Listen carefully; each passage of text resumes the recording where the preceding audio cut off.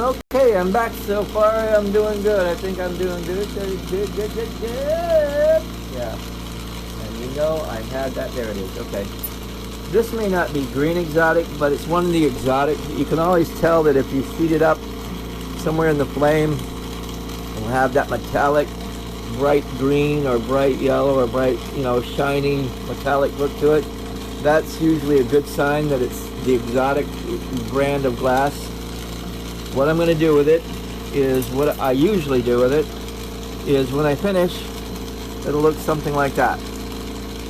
Has that nice swirl colors. It might have a lot of odds and ends going on there, but it gives you a pattern that you can add to a piece that could not be replicated ever again.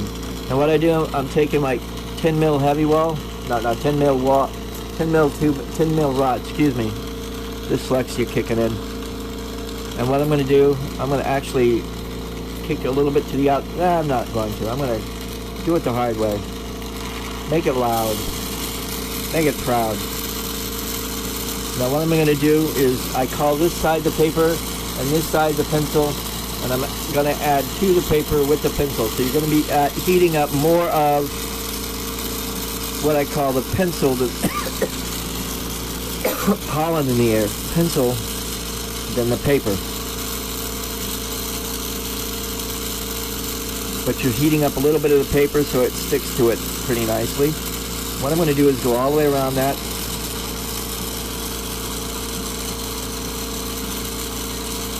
This does two things. It gives you really neat color, and it also stretches the color, because you know how expensive.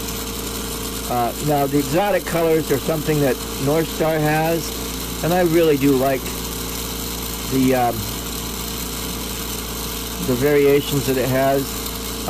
The blue exotic doesn't really turn out blue. I think it's called moon blue, or I haven't really looked lately. Moon blue is what gives me a nice blue swirl of colors.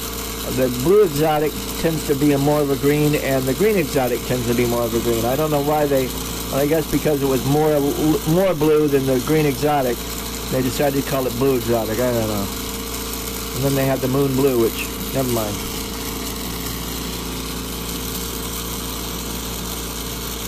But that's basically what I'm doing. Hey Craig, glad to see you made it to the next one.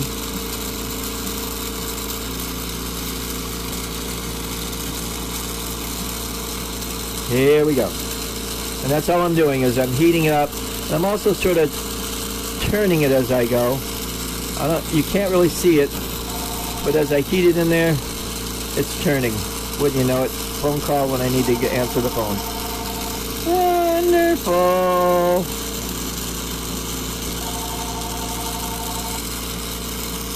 Hold it. Where'd it go?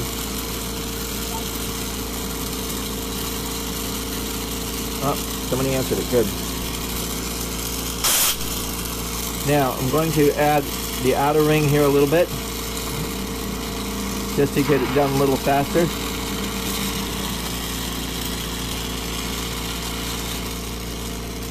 There we go. And I'm going to add clear over all of this.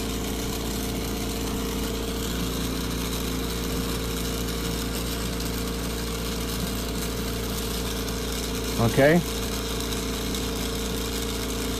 and I'm going to layer it just like I did, and you can see me. I'm sort of turning it a little bit as I go to keep the glass flowing onto this piece of rod here.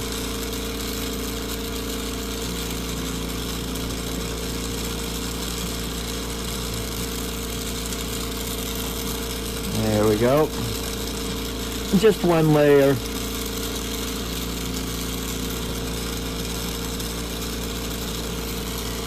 It's working out really well. I'm only doing a little bit at a time. Those with smaller torches can do the same deal, a little bit at a time. A lot of people think you have to accomplish it all at once, but you know, scale it down sometimes. You don't have to, you know, if you're experimenting with something new, scale it down. You don't have to waste as much glass doing it, and you're still learning how to do it. And then, you know, if you get really good at it, you can upscale it to a bigger piece. That way, You know, you're not melting like 3 pounds of glass and getting 3 pounds of waste. You know what I mean? But if you're only melting a couple ounces of glass and making something out of it and going, oh, that worked, then going up to 3 pounds of glass and making something, oh, that worked too. Now what I'm going to do is twist this, and that's where the swirl colors come in. Works out really, really, really well.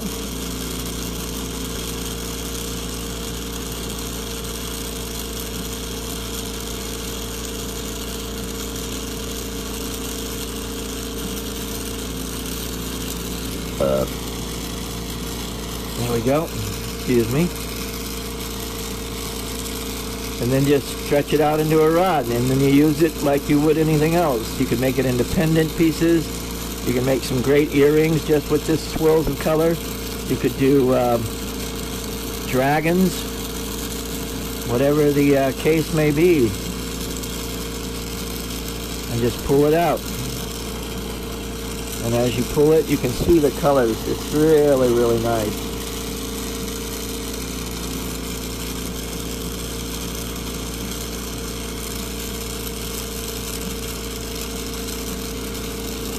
Right.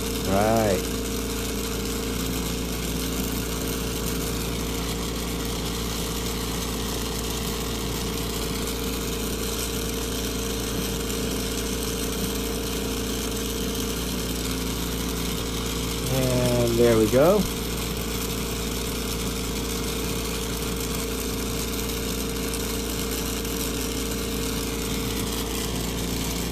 Ready. Hey, Lori. Now, I'm going to go ahead and put this and make some exotic tubing out of it, which will even make some interesting colors there as well. Scoring knife. Where's it around when you need it? You make that nice scratching sound. There it is. You see it? Wet it. 6 o'clock for your thumbs, 12 o'clock for the score. Always push away from you. Always. Okay? Now, we're going to go ahead and use my blow hose.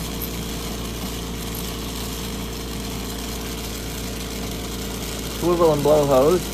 It's basically a brass swivel, and it doesn't have to be this design. Oh, and you'll love the mouthpiece part. Look at there. I make it out of glass. If you type in Libby and glass mouthpiece on YouTube, you'll see that. Since that exotic is a little still warm, I'm going to go ahead and use this, which is the other one that I showed at the very beginning of the show. And what I'm going to do, you can do this one of two ways, and I think I'm going to do it the first, let's do it both ways. Why not? What I'm doing is sort of like folding and pulling, and it's sort of like coil potting, but a little bit different. I'm not going to make this very long, probably about half an inch or so. Just make a little bit of a bubble so that you guys can get an understanding of it. And I'm sort of not sealing this to 9mm heavy wall, 9.5 heavy wall.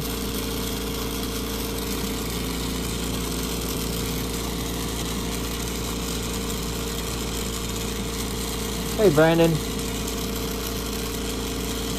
9.5 heavy wall. A little bit more. Back and forth. Fold and pull. Yes, sometimes it does create a hole or two. But what I'm going to do next takes care of those. Here we go. I'm gonna call that done for now.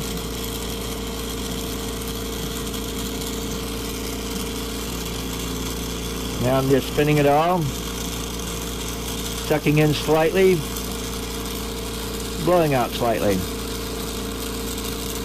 sealing up all the little holes, pushing it in and pulling it out at the same time.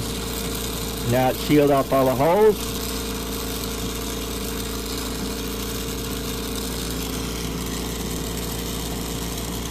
Good morning, Brendan. Yeah.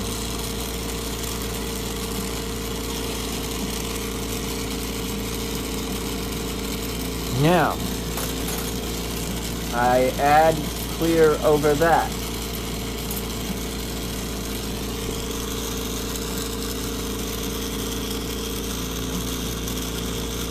And again, practice with smaller things to begin with. That way you learn whether you can do it or not. And this is a pretty good way of making your own little piece of tubing or pipe or whatever. And it gives it some nice character. It's learning to keep it, the wall thickness about the same, which is fun, but practice, practice, practice. And oh, by the way, practice. Yeah, there you go.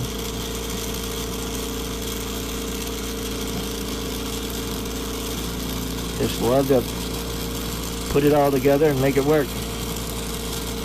It didn't happen the first time with me. I've been at it since 1982 and still learning. And there's still a lot that I want to learn.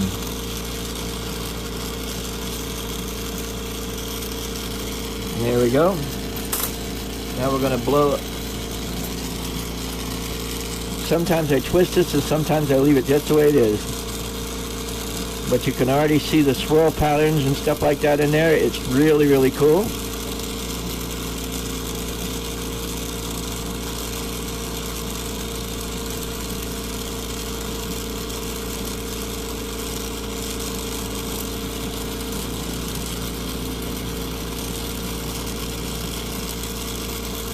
Blowing in it a little bit.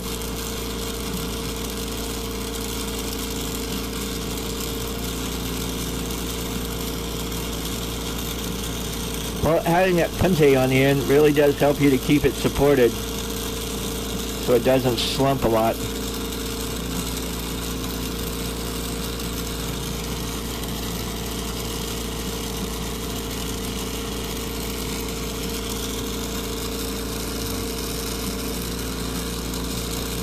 Yeah, you can sort of, this will be a really cool pattern.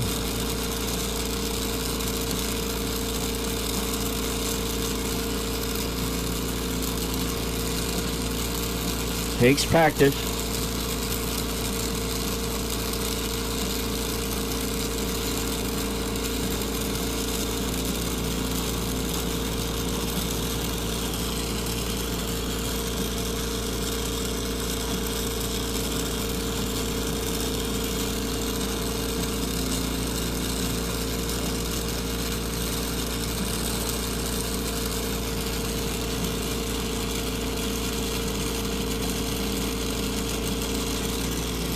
If you can imagine, you can make that into just about anything you want. Now the other way. Now that other piece of glass,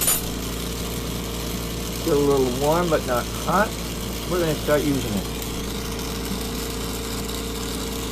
Now the other way I do this is I seal it up here. This might be a way that you can get some good results as well. Is I'll add it to the outside of this 9.5 heavy wall and do the same thing.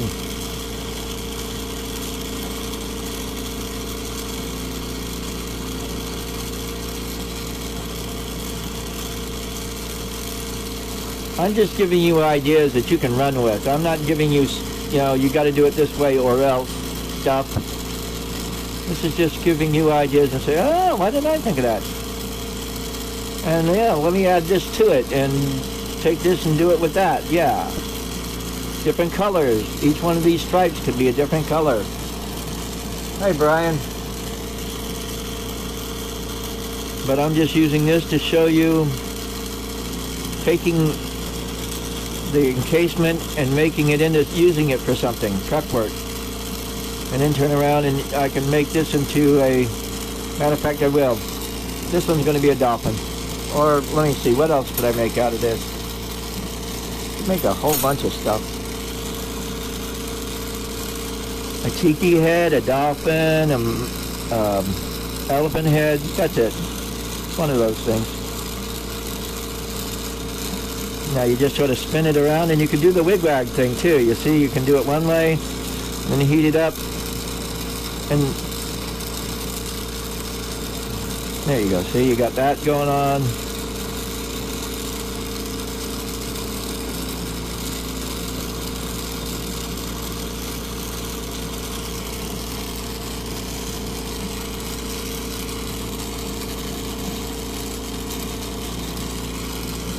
It's just Michelle and Michael, but still the same idea.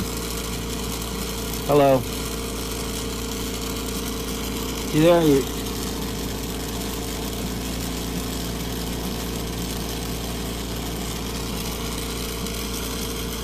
Just with a little bit of playing. And you make it small to begin with, and you can come up with better design patterns, and then you could work to be bigger. Upscale later. Don't waste as much, don't get as hot and frustrated. Learn it small and then work your way bigger.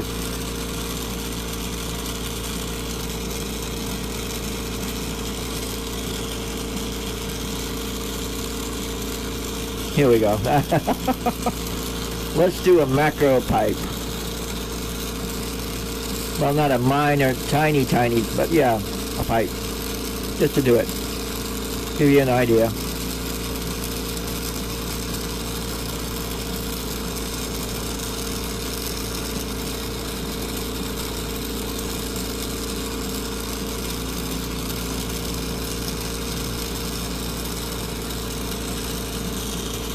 That's a good size.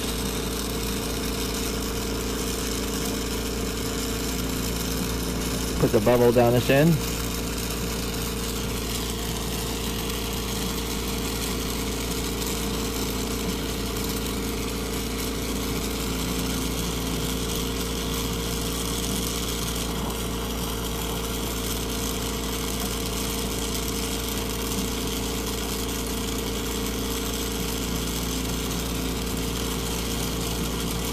I'm blowing in it gently, not heavy.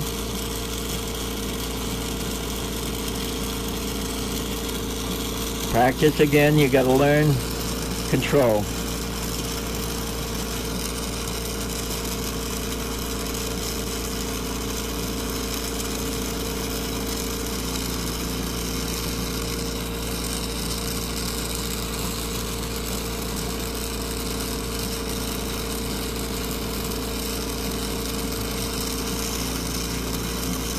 Yeah, the tubing's getting a little odd, heavy thin wall there, but we'll work it out.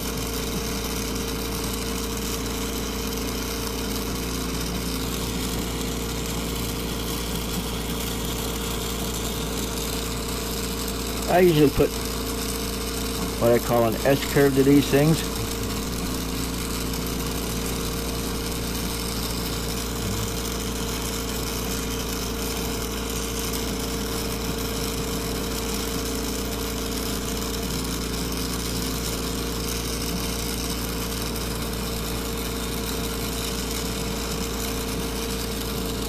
There you go, so the S-curve going on.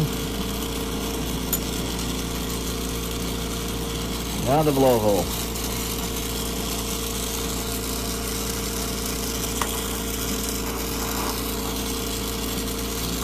Didn't want it there. Seal it back up, put it over just a little bit further there.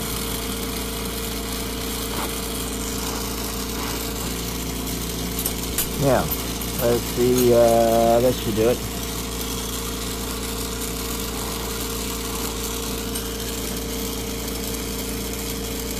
Oops, a little bit too thick.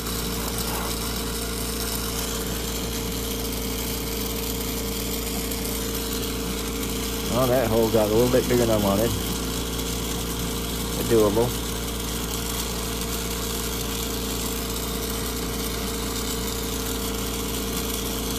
Now to blow the side hole. Poke that there. And pop.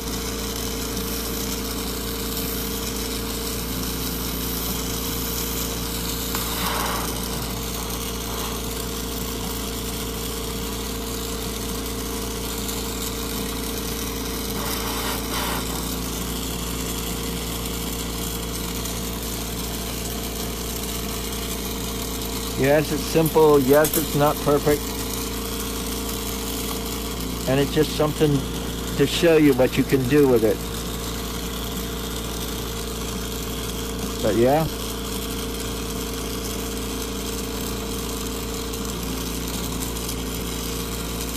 Again, it's not perfect. Oh. Turns out.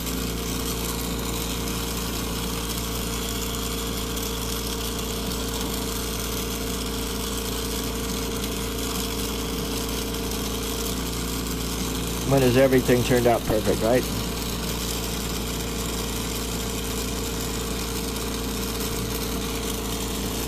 Have you ever used tag my type? I don't think so.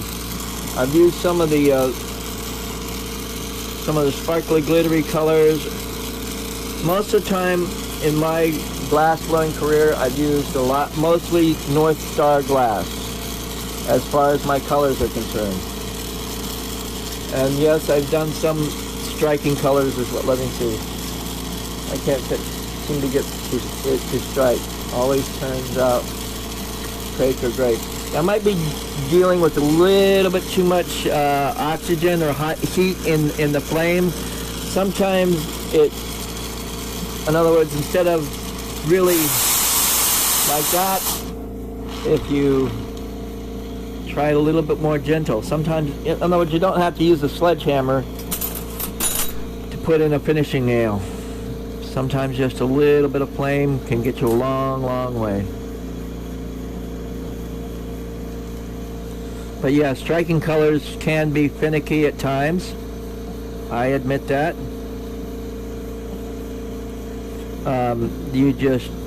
Each one comes out a little bit different, and I'm still learning how to strike some of the silver fumed colors and stuff like that in there. I'm not perfect with that. I'd love to take a couple of classes there and learn it and pass on the good information. If I find it, I try to share it, as you can see. Now what I'm going to do is open this up. I'm heating up just the end.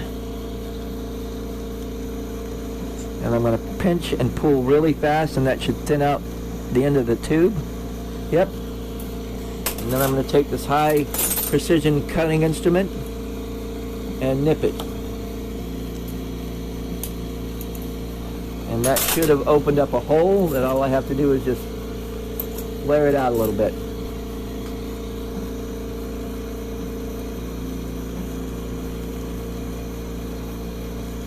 If I can aim for it. Excuse me. There we go.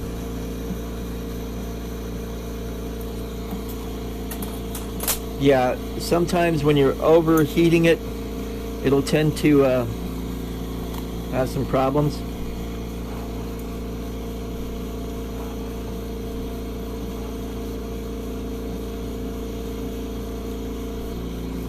And there we go. I'm going to play with this a little bit more and also put what I call 2 feet on the end here. I forgot to do that. Yeah, this is a little tiny simple thing. It's, for some reason, not cooperating like I thought it would, but it's going to do the job. Crazy little sucker.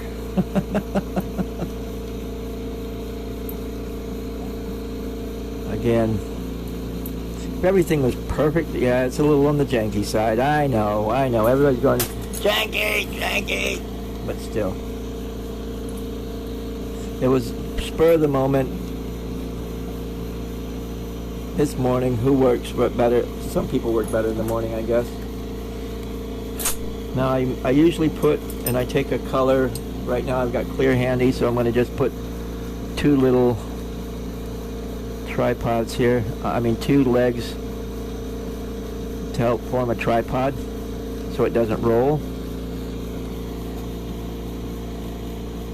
Use flame and oxidize, still the same result. Have you tried encasing it and then try playing with it like that? Like I just did with this. Encasing the green exotic. It might help. I don't know. Again, I am not familiar with that color. You might want to, you know, put it up on tips and tricks. I can put the URL to that one down here, but they answer a lot of crazy questions sometimes, simple things, and also here on Torch Talk gives you a little idea. Yeah, of course, what I wanted to show you is right there. Did this one a little while ago, making some, and one of the things I've really been playing with lately, well, here's another one. Little shot glass, not perfect. Let me see what else I can reach for real quick. Oh yeah, some shrooms. Tons of shrooms.